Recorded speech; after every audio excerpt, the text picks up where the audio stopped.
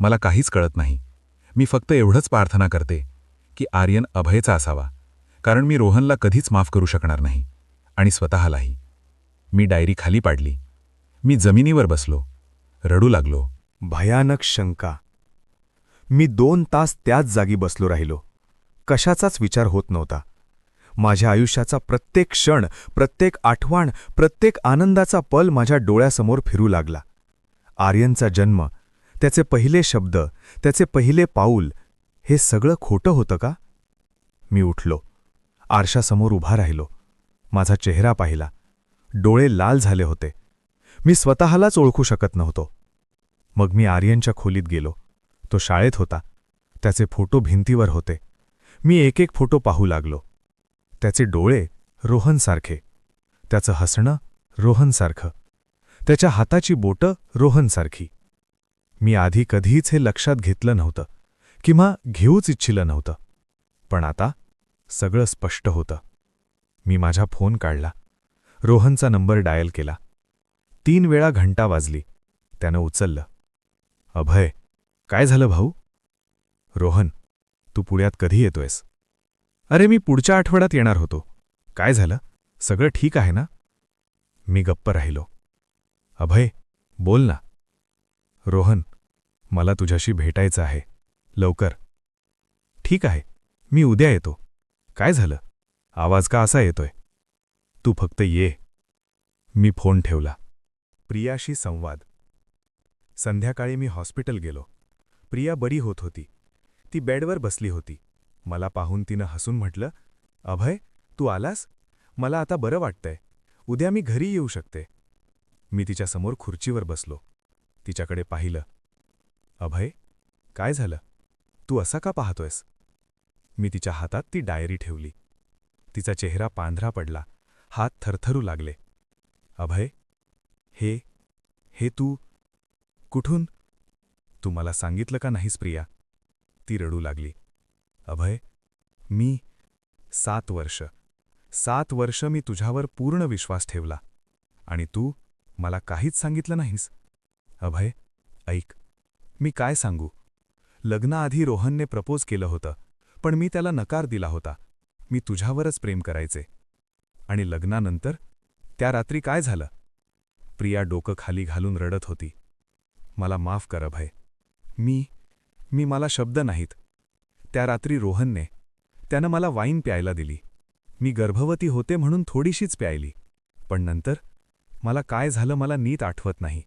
माझं डोकं फिरू लागलं. आणि रोहनने, त्यानं माझ्याशी, त्यानं तुला जबरदस्ती केली? प्रियाने डोकं हलवलं. मला नीट काहीच आठवत नाही, पण मी प्रतिकार केला होता. मी म्हटलं होतं, रोहन, हे चूक आहे. पण तो ऐकत नव्हता. तो म्हणाला, प्रिया, मी तुझ्यावर खूप प्रेम करतो. तू माझी आहेस. माझ्या हातांच्या मुठी घट्ट झाल्या. आणि तू मला कधीच सांगितलं नाहीस? 7 वर्ष तू ही गोष्ट लपवून ठेवलीस? अभय, मला भीती वाटली. रोहन तुझा सर्वात जवळचा मित्र होता. तुम्ही भाऊ होता.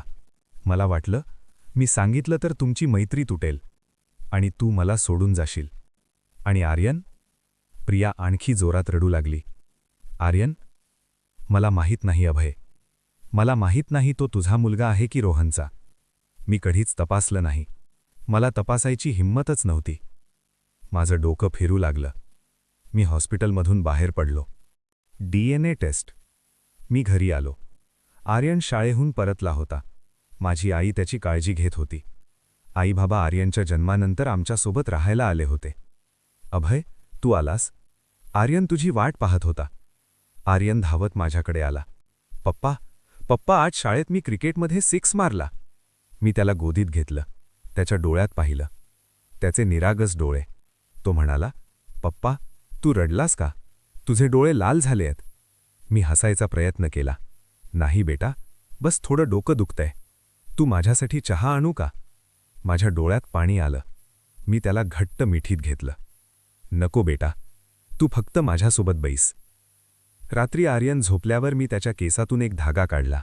माझ्या हेअर सॅम्पलसोबत ठेवला. दुसऱ्या दिवशी मी एका पॅथॉलॉजी लॅबमध्ये गेलो. मला DNA पॅटर्निटी टेस्ट करायचा आहे. त्यांनी सांगितलं, रिपोर्ट येण्यासाठी 2 आठवडे लागतील. मला अर्जंट हवा आहे.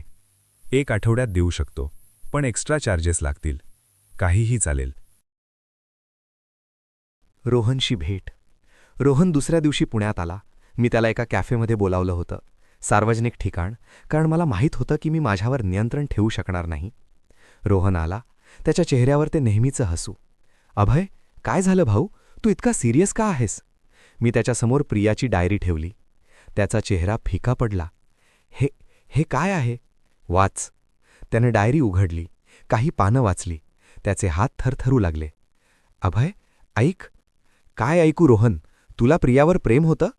लोक आमच्याकडे पाहू लागले. मी आवाज कमी केला. रोहन गप्प बसला. मग त्यानं एक लांब श्वास घेतला. हो अभय, मला प्रियावर प्रेम होतं. माझं हृदय थांबल्यासारखं झालं. मला आशा होती की तो नकारेल, पण त्यानं स्वीकारलं. कधीपासून? कॉलेजमधूनच. पहिल्यांदा तिला पाहिल्यापासून. पण ती तुझ्यावर प्रेम करायची. मी तिला सांगितलं अनेक वेळा, पण तिनं नकार दिला. आणि तरीही तू मला तिच्याकडे प्रपोज करायला सांगितलंस? रोहनचे डोळे ओले झाले. कारण तू माझा भाऊ होतास अभय. तुझं प्रेम खरं होतं. तुझी तिच्यावरची भावना ती निखळ होती. मला माहीत होतं की तू तिला सुखी ठेवशील. आणि मी फक्त तिच्या आजूबाजूला असायचो, तिला हसताना पाहायचो. एवढंच मला पुरेसं होतं. मी त्याच्याकडे अविश्वासानं पाहत होतो. मग त्या रात्री काय झालं? रोहन गप्प झाला. बोल रोहन. त्यानं डोकं हलवलं. मी खूप मोठी चूक केली अभय. त्या रात्री तू ऑफिसमध्ये लेट होतास. मी आणि प्रिया घरी बोलत होतो. तिला प्रेग्नन्सीच्या स्ट्रेसमुळे थकवा येत होता. मी तिला वाईन प्यायला दिली. तिनं नकार दिला. पण मी तिला खात्री दिली, थोडीशी. मी त्यात काहीतरी मिक्स केलं. माझं रक्त गोठलं. तू तिला ड्रग्ज दिलंस? रोहननं डोकं खाली घातलं. मला माफ कर अभय. मी पागल होतो. मला वाटलं की तू तिला घेऊन गेलास, माझ्यापासून दूर. मला वाटलं त्या एका रात्री तिला माझं करून घ्यायचं. मी उठलो. माझे हात थरथरत होते. मला त्याच्यावर हल्ला करायचा होता, पण मी सार्वजनिक ठिकाणी होतो. तू तिच्यावर जबरदस्ती केलीस. अभय, मला माफ कर. तू माझ्या पत्नीवर बलात्कार केलास रोहन, आणि तू स्वतःला माझा मित्र म्हणवतोस. कॅफेमधली सगळी माणसं आमच्याकडे पाहत होती. रोहन रडत होता. मला माफ कर अभय. मी 7 वर्ष या गिल्टसोबत जगलो आहे. मला झोप येत नव्हती. मी सायकॅट्रिक मदत घेतली, पण मी तुला सांगू शकलो नाही. आणि आर्यन? रोहनचा चेहरा अधिकच फिका पडला. तो कदाचित माझा मुलगा आहे. मी कॅफेतून बाहेर पडलो. रोहन माझ्या मागे आला. अभय ऐक. मी वळून त्याच्याकडे पाहिलं. तू माझ्या आयुष्यात पुन्हा कधीच येऊ नकोस रोहन. तू आता माझ्यासाठी मेलेला आहेस. अभय प्लीज. मी गाडीत बसलो आणि निघालो. भीषण रिपोर्ट. 1 आठवड्यानंतर पॅथॉलॉजी लॅबचा फोन आला. सर, तुमचा DNA टेस्ट रिपोर्ट तयार झाला आहे. मी फोनवर सांगू शकता का? सर, हे कॉन्फिडेन्शियल आहे. तुम्हाला पर्सनली यावं लागेल. मी लॅबमध्ये गेलो. माझे हात थरथरत होते. त्यांनी एक लिफाफा दिला. मी बाहेर येऊन गाडीत बसलो. लिफाफा उघडला. रिपोर्ट वाचला. DNA match 0%. The tested individual Aryan Deshmukh is not the biological child of the alleged father Abhay Deshmukh. माझ्या हातातून रिपोर्ट खाली पडला. आर्यन माझा मुलगा नव्हता. तो रोहनचा मुलगा होता. मी स्टेअरिंग व्हीलवर डोकं ठेवलं आणि रडलो. जोरजोरात रडलो. असं कधीच रडलो नव्हतो. 7 वर्ष मी एका खोट्या आयुष्यात जगलो. मी एका अनोळखी मुलाला माझा मुलगा समजलो. माझ्या सर्वात जवळच्या मित्रानं माझ्याशी विश्वासघात केला. माझ्या पत्नीनं मला 7 वर्ष खोटं बोललं. घरी परतणं. मी घरी पोहोचलो. प्रिया हॉस्पिटलमधून परतली होती. ती किचनमध्ये जेवण बनवत होती. आर्यन त्याच्या खोलीत खेळत होता.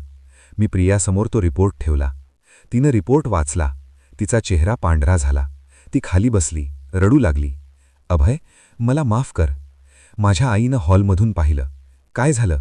मी तिच्याकडे पाहिलं. काहीच बोललो नाही. अभय, सांग ना, काय झालं? मी माझ्या खोलीत गेलो. दार बंद केलं.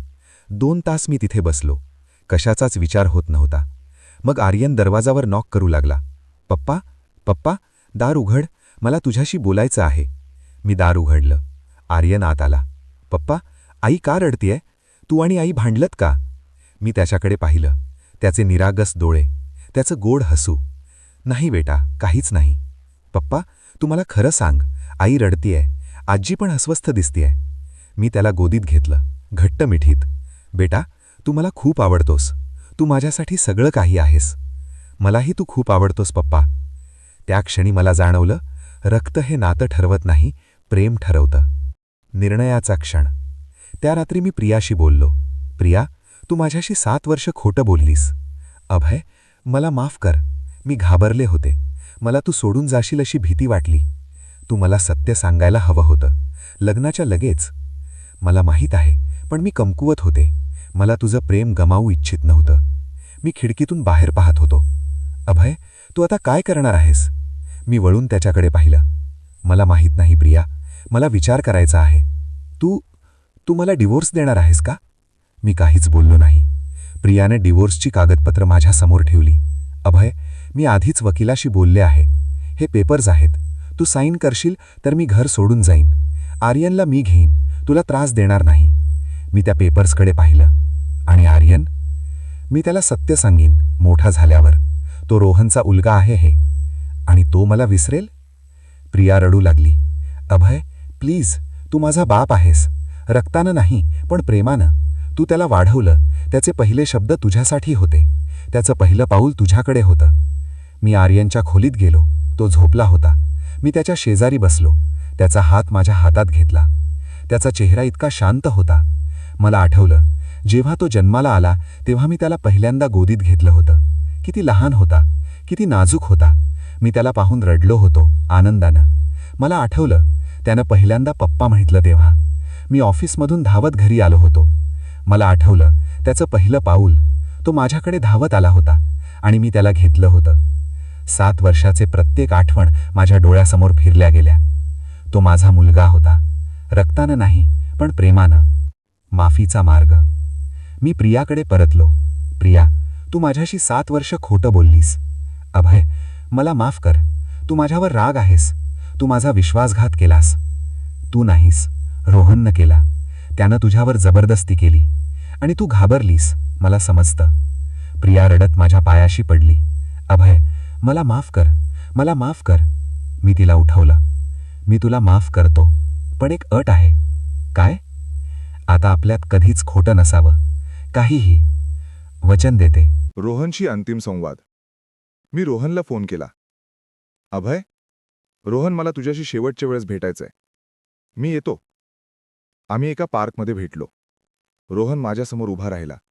त्याचे डोळे लाल होते. जणू तोही दिवस रात्र रडला होता. अभय, DNA रिपोर्ट आला का? मी होकार दिला. आर्यन माझा मुलगा आहे. नाही ना? तो तुझा मुलगा आहे, रक्ताने. रोहन खाली बसला. डोकं हातात घेतलं. मी काय केलं अभय? मी तुझा भाऊ होतो. आणि मीच तुझा शत्रू झालो. हो, तू माझा भाऊ होतास. आणि तूच माझ्या संसाराचा शत्रू झालास. तू मला माफ करू शकतोस का? मी त्याच्याकडे पाहिलं. खूप वेळ. रोहन, मी तुला कधीच माफ करू शकणार नाही. तू माझ्या पत्नीवर बलात्कार केलास. तू माझ्या विश्वासाचा गळा दाबलास. पण आर्यनला तुझी गरज नाही. त्याला फक्त एका बापाची गरज आहे. आणि तो बाप मी आहे.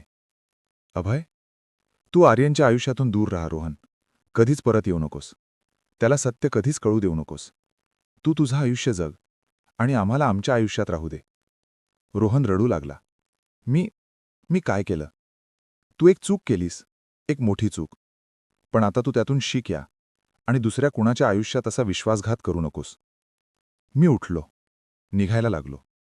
रोहनने माझा हात धरला. अभय, प्लीज, माझ्याशी बोल. मला पूर्णपणे सोडून जाऊ नकोस. मी त्याचा हात हटवला. तू आता माझ्यासाठी मेलेला आहेस रोहन. आम्ही पुन्हा कधीच भेटणार नाही.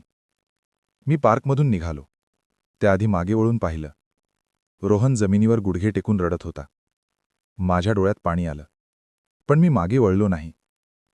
नवीन सुरुवात. आज 6 महिने झाले. मी आणि प्रिया पुन्हा एकत्र आहोत. पण आमच्यातलं नातं बदललंय. आता आम्ही सगळं एकमेकांना सांगतो. कोणताही राज नाही. आर्यनला अजूनही काहीच माहीत नाही. तो अजूनही मला पप्पा म्हणतो. आणि मी त्याला आयुष्यभर पप्पा राहणार आहे. रोहनशी माझं बोलणं बंद आहे. त्यानं अनेक वेळा फोन केला, मेसेजेस पाठवले. पण मी कधीच रिप्लाय दिला नाही. मी त्याला माफ करू शकलो नाही. कदाचित कधीच करू शकणार नाही. पण प्रियाला मी माफ केलं. कारण ती चूक तर केली, पण ती बळीही होती. रोहनने तिच्यावर जबरदस्ती केली आणि ती 7 वर्ष त्या गिल्टसोबत जगली. आज सकाळी आर्यन माझ्याकडे आण. पप्पा, मी मोठा झाल्यावर तुझ्यासारखाच होणार आहे. तुझ्यासारखा चांगला माणूस. माझ्या डोळ्यात पाणी आलं. मी त्याला गोदीत घेतलं.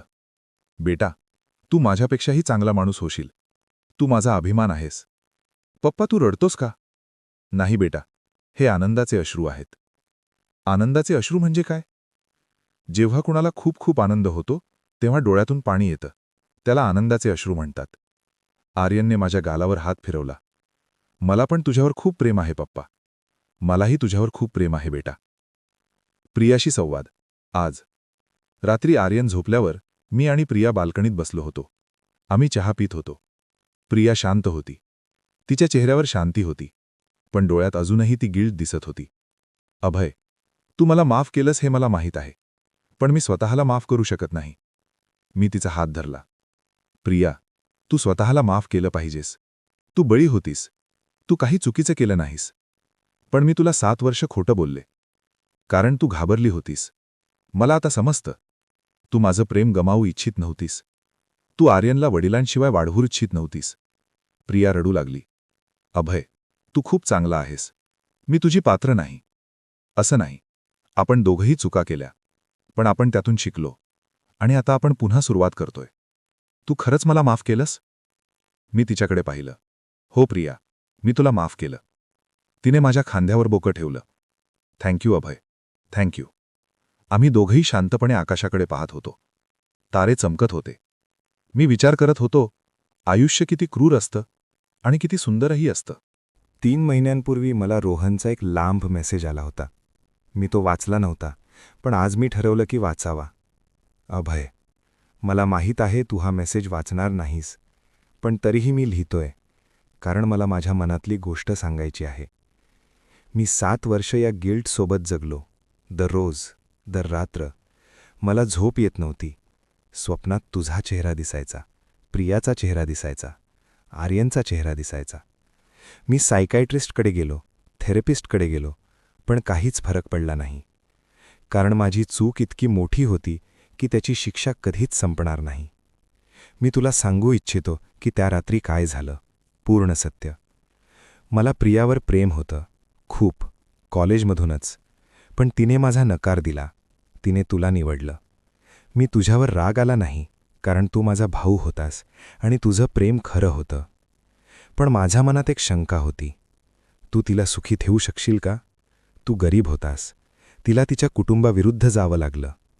मला वाटलं, कदाचित मी तिच्यासाठी चांगला असतो. पण मी माझ्या भावनांवर नियंत्रण ठेवलं. मी मुंबईला गेलो, दूर, कारण मला माहीत होतं की मी तिच्याजवळ राहिलो तर मी स्वतःवर नियंत्रण ठेवू शकणार नाही. पण त्या रात्री मी पुण्यात आलो तेव्हा तिला पाहिलं. प्रेग्नेंट, तुझ्या बाळाने, तुझ्या प्रेमाचं फळ. आणि माझ्या मनात ईर्ष्या आली, राग आला. मला वाटलं का तिने मला निवडलं नाही. मी तिला वाईन प्यायला दिली. हो, मी त्यात स्लीपिंग पिल्स मिक्स केली. मी जाणून गुजून केलं. मी तिची कन्सेंट घेतली नाही. मी तिच्यावर जबरदस्ती केली. हे माझं सर्वात मोठं पाप आहे आणि मी याच्यासाठी आयुष्यभर पश्चात्ताप करेन.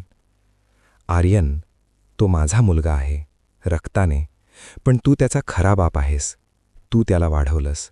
तुझं प्रेम, तुझी काळजी, हे सगळं त्याला मिळालं. माझ्याकडून त्याला फक्त रक्त मिळालं, पण तुझ्याकडून त्याला आयुष्य मिळालं. मी तुला विनंती करतो, त्याला कधीच सत्य सांगू नकोस. त्याला तू त्याचा बाप आहेस असंच वाटू दे, कारण तूच त्याचा खरा बाप आहेस. मी आता तुझ्या आयुष्यात कधीच येणार नाही. मी मुंबईत आहे, माझी जॉब आहे. मी स्वतःला कामामध्ये गुंतवून ठेवतो, कारण फक्त तेव्हाच मला शांती मिळते. मी तुला माफी मागतो, पण मला माहीत आहे तू मला कधीच माफ करणार नाहीस आणि मी त्याला पात्र नाही. तू खूप भाग्यवान आहेस अभय. तुझ्याजवळ प्रिया आहे, आर्यन आहे, एक संसार आहे. त्याची काळजी घे आणि मला विसरून जा. रोहन. मी फोन खाली ठेवला. माझ्या डोळ्यात पाणी आलं. रोहन कष्टात होता, पश्चात्तापात होता, पण मी त्याला माफ करू शकत नव्हतो. कदाचित कधीच करू शकणार नाही. पण मी त्याला द्वेष देखील करत नव्हतो, कारण द्वेष म्हणजे देखील एक प्रकारचं बंधन आणि मी मुक्त व्हायचं होतं. मी त्याला विसरायचं ठरवलं पूर्णपणे. आज रविवार होता. मी आणि आर्यन पार्कमध्ये गेलो होतो. तो क्रिकेट खेळत होता. मी त्याला बॅटिंग शिकवत होतो. पप्पा बघ, मी 6 मारला. छान बेटा, तू खूप चांगला खेळतोस. आम्ही ग्रासवर बसलो. आर्यन माझ्या कुशीत बसला. पप्पा, मला तुला काहीतरी विचारायचं होतं. विचार बेटा. पप्पा, माझा कोणी अंकल नाही का? सगळ्या मुलांना त्यांचे अंकल असतात, माझा कोणी नाही. माझं हृदय धडधडलं. बेटा, तुला अंकल हवा आहे का? हो, मी माझ्या फ्रेंड्सना त्यांच्या अंकलसोबत पाहतो. ते त्यांना गिफ्ट्स देतात, त्यांच्यासोबत खेळतात. मी त्याच्या डोक्यावर हात फिरवला. बेटा, तुला माझी आई आहे, ती तुझी आजी आहे, माझे बाबा आहेत, ते तुझे आजोबा आहेत, आणि मी आहे. हे सगळे तुझं कुटुंब आहे. अंकल नसला तरी चालेल. पण पप्पा, तुला भाऊ नव्हता का? आईला बहीण नाही का? आईला बहीण नाही, आणि मला एक भाऊ होता, पण आता तो दूर आहे. का? कारण कधीकधी लोक दूर जातात बेटा, पण ते परत येत नाहीत. तो का गेला? मी शांत राहिलो. काय सांगू? बेटा, मोठा झाल्यावर तुला सगळं समजेल. ठीक आहे पप्पा. तो पुन्हा खेळायला धावत गेला. मी विचार करत होतो, एक दिवस त्याला सत्य सांगावं लागेल का?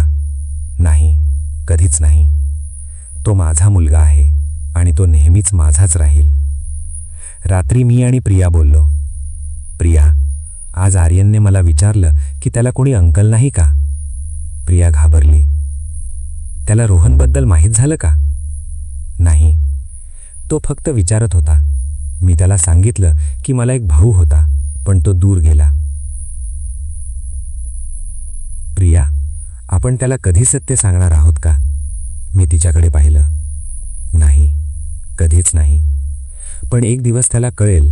DNA टेस्ट होऊ शकतो, मेडिकल रेकॉर्ड्स. आपण सगळं कंट्रोल करू. आर्यनला कधीच कळू देणार नाही. पण हे योग्य आहे का? मी तिचा हात धरला. प्रिया, आर्यनसाठी काय योग्य आहे? त्याला हे सांगणं की त्याचा बाप त्याची आईवर बलात्कार करणारा माणूस आहे, की त्याचा बाप जो त्याला 7 वर्ष वाढवला, जो त्याच्यासाठी रात्रभर जागला, जो त्याच्या प्रत्येक पावलावर आनंदाने रडला, तो त्याचा खरा बाप नाही. प्रिया रडू लागली. मी त्याचा बाप आहे प्रिया, रक्ताने नाही पण प्रेमाने, आणि हेच सत्य आहे. तू खरंच खूप चांगला आहेस अभय. मी साधा माणूस आहे, फक्त माझ्या कुटुंबाची काळजी घेतो. आज मी रोहनचा नंबर डिलीट करायचं ठरवलं, पूर्णपणे. मी त्याला एक शेवटचा मेसेज पाठवला. रोहन, मी तुझा मेसेज वाचला. तुझ्या पश्चात्तापाबद्दल मी तुला माफ करू शकत नाही, कदाचित कधीच करू शकणार नाही. पण मी तुला द्वेष देखील करत नाही. मी फक्त तुला विसरत आहे. आर्यन माझा मुलगा आहे, माझा, फक्त माझा. तू त्याच्या आयुष्यात कधीच येऊ नकोस. तू तुझं आयुष्य जग, आणि दुसऱ्या कोणाच्या आयुष्यात असा विश्वासघात करू नकोस. हा माझा शेवटचा मेसेज आहे. निरोप, अभय. मी सेंड केलं. मग त्याचा नंबर डिलीट केला, त्याचे सगळे मेसेजेस डिलीट केले, त्याचे फोटोज डिलीट केले. माझ्या आयुष्यातून रोहनला पूर्णपणे काढून टाकलं. आणि मला हलकं वाटलं. आज सकाळी मी उठलो. प्रिया माझ्या शेजारी होती. आर्यन आमच्या बेडरूममध्ये आला. पप्पा, मम्मा, उठा, आज माझा बर्थडे आहे. हो, आज आर्यनचा 7वा वाढदिवस होता. मी त्याला गोदीत घेतलं. हॅपी बर्थडे बेटा. प्रियाने त्याला मिठी मारली. हॅपी बर्थडे माझ्या राजा. आम्ही सगळे मिळून हॉलमध्ये आलो. माझी आई आणि बाबा डेकोरेशन्स लावत होते. गुब्बारे, रिबन्स, केक. आर्यन खुश होता, उडी मारत होता. पप्पा, आज तू मला काय गिफ्ट देणार आहेस? मी त्याच्या डोळ्यात पाहिलं.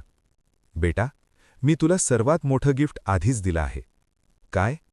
माझं प्रेम, माझी काळजी, आणि नेहमी तुझ्यासोबत असण्याचं वचन. आर्यनने मला मिठी मारली. पप्पा, तूच सर्वात बेस्ट गिफ्ट आहेस. त्या क्षणी माझ्या डोळ्यात पाणी आलं. हा माझा मुलगा होता, रक्ताने नाही पण प्रेमाने, आणि हेच सत्य आहे. आज रात्री सगळे झोपल्यावर मी बाल्कनीत उभा होतो. आकाशाकडे पाहत होतो. मी विचार करत होतो, जे झालं ते योग्य होतं का? रोहनने चूक केली, प्रियाने चूक केली, पण मी त्यांना माफ करून चांगलं केलं का? मला माहीत नाही, पण मला एक गोष्ट माहीत आहे. आर्यन माझा मुलगा आहे, आणि मी त्याचा बाप आहे. आणि हेच सत्य आहे. माझ्या मागे प्रिया आली. अभय, तू इथे काय करतोयस? काहीच नाही, फक्त विचार करत होतो. कशाचे विचार? मी तिच्याकडे पाहिलं. प्रिया, आपण सुखी आहोत ना? हो अभय, आपण सुखी आहोत. मग बस, इतकंच पुरेसं आहे. ती माझ्या हाताला धरून उभी राहिली. आम्ही दोघं आकाशाकडे पाहत होतो. तारे चमकत होते. आणि मला वाटलं, आयुष्य हे या ताऱ्यांसारखं आहे. कधी चमकतं, कधी लपतं, पण अंधारात सुद्धा एक प्रकाश असतो. आणि तो प्रकाश म्हणजे प्रेम. मी हे सगळं का सांगितलं? कारण मला वाटतं की जे लोक या गोष्टीतून जात आहेत त्यांना माहीत असावं की ते एकटे नाहीत. आयुष्यात कधीकधी असे क्षण येतात जेव्हा सगळं काही तुटल्यासारखं वाटतं. विश्वास तुटतो, नातं तुटतात आणि स्वतःवरचा विश्वास देखील तुटतो. पण तुम्हाला माहीत आहे का काय होतं? तुम्ही पुन्हा उभे राहता. तुम्ही पुन्हा जगायला शिकता. तुम्ही माफ करायला शिकता. मी रोहनला माफ करू शकलो नाही, पण मी द्वेष देखील करत नाही. मी प्रियाला माफ केलं, कारण ती बळी होती. आणि सर्वात महत्त्वाचं, मी आर्यनला कधीच सोडलं नाही, कारण तो माझा मुलगा आहे. रक्त हे नातं ठरवत नाही. प्रेम ठरवतं, काळजी ठरवते, विश्वास ठरवतो. जर तुम्ही देखील अशा परिस्थितीत असाल जिथे तुमच्या आयुष्यात विश्वासघात झालाय, तर लक्षात ठेवा, तुम्ही मजबूत आहात. तुम्ही जगू शकता. तुम्ही पुन्हा प्रेम करू शकता. माफी देणं कठीण आहे, पण ते आवश्यक आहे. स्वतःच्या शांतीसाठी. आणि काही गोष्टी, काही लोकं, त्यांना सोडून देणं जरुरी आहे. कारण ते तुमच्या भूतकाळात आहेत, तुमच्या भविष्यात नाहीत. तुमचं भविष्य तुमच्या हातात आहे. तुमचं आयुष्य तुमच्या हातात आहे. आणि तुम्ही निवडू शकता, द्वेष करायचा की माफ करायचं, राग धरून ठेवायचा की शांती मिळवायची. मी शांती निवडली. आणि आज मी सुखी आहे. माझं कुटुंब माझ्यासोबत आहे. माझा मुलगा माझ्यासोबत आहे. आणि मी जगत आहे, खऱ्या अर्थाने. आज आर्यन 8वीत आहे. तो खूप हुशार आहे. शाळेत त्याची पहिली रँक येते. त्याला क्रिकेटचा खूप शौक आहे. तो म्हणतो, पप्पा, मी मोठा होऊन भारतासाठी खेळणार आहे. आणि मला माहीत आहे, तो खेळेल, कारण त्याच्यात ती चिकाटी आहे. प्रिया आता एका चांगल्या कंपनीत सिनियर मॅनेजर आहे. तिने स्वतःला सिद्ध केलं आहे. आणि आमचं नातं, ते आता अधिक मजबूत आहे, कारण आम्ही सगळ्या वादळांना तोंड देऊन आलोय. रोहनबद्दल मला काहीच माहीत नाही. तो कुठे आहे, काय करतोय, आणि मला जाणून घ्यायचंही नाही. त्याचा प्रवास त्याचा, माझा प्रवास माझा. पण मी त्याच्यासाठी प्रार्थना करतो की त्याला शांती मिळावी, की तो स्वतःला माफ करू शकावं. कारण स्वतःला माफ करणं हे सर्वात कठीण असतं. आयुष्यात काही लोक तुमचे मित्र असतात आणि काही वेळेस तेच तुमच्या संसाराचे शत्रू ठरतात. पण शत्रू बनवायचं ठरवणं हे तुमच्या हातात असतं. माफी, विश्वास आणि प्रेम या तिन्हींनी तुम्ही जगायचं ठरवू शकता. रक्त हे नातं ठरवत नाही, प्रेम ठरवतं. आणि खरं प्रेम, ते कधीच मरत नाही. अभय देशमुख, पुणे, महाराष्ट्र, 5 जानेवारी 2026.